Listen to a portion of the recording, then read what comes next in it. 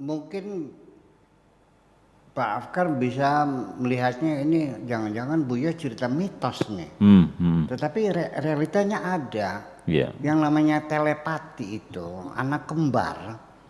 Yang satu di Semarang, yang satu di Jakarta. Ketika adiknya yang di Semarang sedang sakit, kakaknya merasa ini ada sesuatu. Iya. Itu bukan cerita satu dua orang. Nah, jadi dua jiwa dalam satu jasad itu bukan anak kembar. Dua orang yang bersahabat pun kalau sudah seia sekata, sudah setia sempurna, itu menjadi satu jasad. Soulmate. Sehingga apapun yang terjadi pada temannya dia merasakannya kok. Dan kadang-kadang seringkali kita teman dekat saya gitu, saya ingat sekali dia tuh pengen ketemu gitu. Nah dianya datang tiba-tiba, saya ingat banget pengen ketemu. Loh saya juga sama. Nah ya artinya dua jiwa di dalam satu jasad. Artinya bahwa sahabat saya itu terjadi. Bahkan nanti bukan sekedar hanya ingat mengingat, bahkan juga kesediaan untuk berkorban, untuk memberikan, untuk berbagi kebahagiaan. Dan ternyata itulah namanya saudara kembar dalam artian spiritual ya. Tidak mesti ini. Bahkan kita sendiri dalam persaudaraan, persahabatan itu tidak mesti yang kita keluar dari ibu yang sama kok. Dalam realita kehidupan nyatanya, saudara kita yang sesungguhnya yang betul-betul sejati kebanyakan tidak dilahirkan oleh ibu kita kok. Dilahirkan oleh ibu orang lain. Ya kan semacam itu. Nah itu kan, akan tetapi persahabatan sejati ini kan tentunya pasti sudah berlangsung lama, teruji dengan waktu, ya kan, berbagai macam peristiwa, mungkin menghadapi kesulitan bersama, itu yang mematri.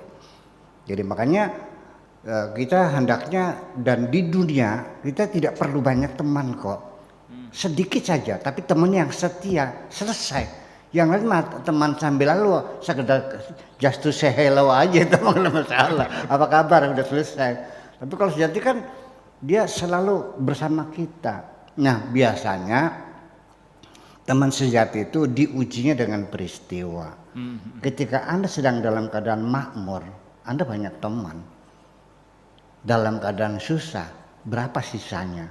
Yang masih tetap bersamamu, itulah teman-teman setiamu itu. Tolong dirawat dan dijaga. Itu bibit-bibit unggul yang akan bisa menjadi teman seumur hidup selama ini.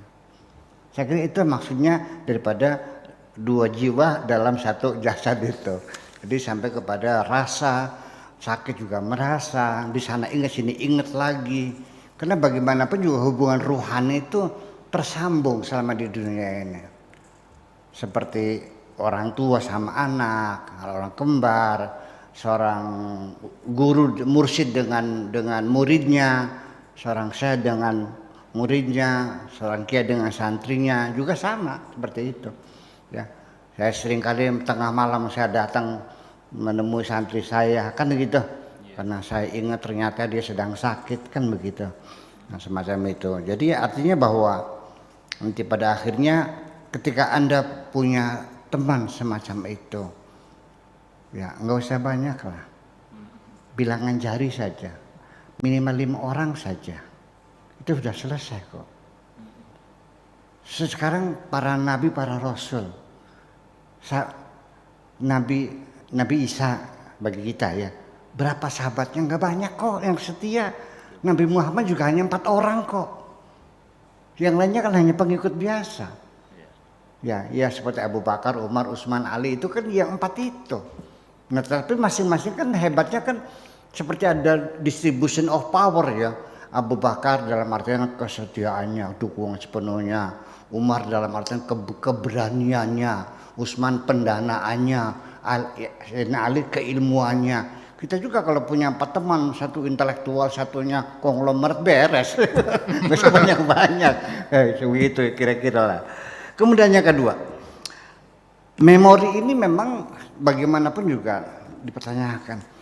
Apakah memori lama dengan kekasihmu dulu itu akan mempengaruhi ketika engkau mengambil keputusan, aku diposisikan sebagai apa di hatimu ini. Kita tidak bisa intervensi ya, terhadap memori orang, dan pasti memori itu akan mempengaruhi. Makanya emosi itu dipengaruhi karena memori. Nah, setelah emosi itu terpengaruh oleh memori, emosi juga akan mempengaruhi logika kita. Makanya kan selalu kita katakan jangan pernah memberikan janji ketika Anda sedang bahagia. Iya kan? Jangan Anda mengambil keputusan ketika Anda sedang marah, bisa salah gitu. Cobalah kita dalam posisi damai hati kita, sehingga wisdom itu terjadi dalam keadaan jiwa kita damai.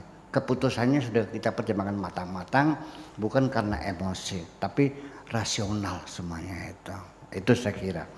Kemudian masalah kebaikan berbentuk buruk, rupa kejahatan bentuk indah, itu terlepas dari adanya pembungkusan packaging oleh pelakunya, tetapi nafsu yang pada diri manusia sendiri itu melihatnya, kalau kemaksiatan itu kelihatannya indah dari nafsu itu. Namanya kebenaran itu kelihatannya buruk rupa, ya, karena nafsu itu kan pengennya kan yang instan, yang senang, yang enak, yang lezat, kan begitu, dengan cara apapun.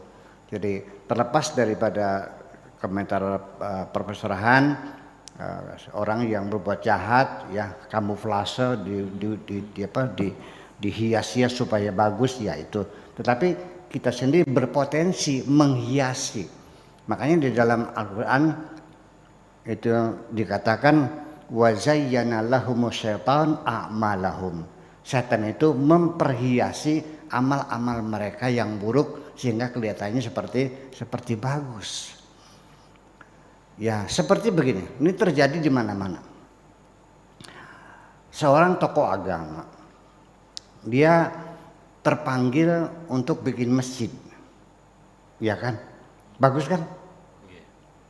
Nah, kita tidak bisa mengatakan apakah ini bagus atau tidak ketika masih dalam proses.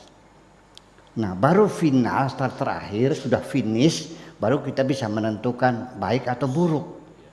Ternyata setelah masjid itu terjadilah perpecahan umat. Sholat Jumatnya terbagi dua, berebut jamaah. Padahal dia sudah keluar duit, bayang, miliaran bikin masjid. Tujuannya baik. Kenapa? Ya karena disitulah terjadi dihias. Yang mana mungkin Tuhan menyuruh kita berpecah belah dong. Betul nggak? Nggak mungkin dong.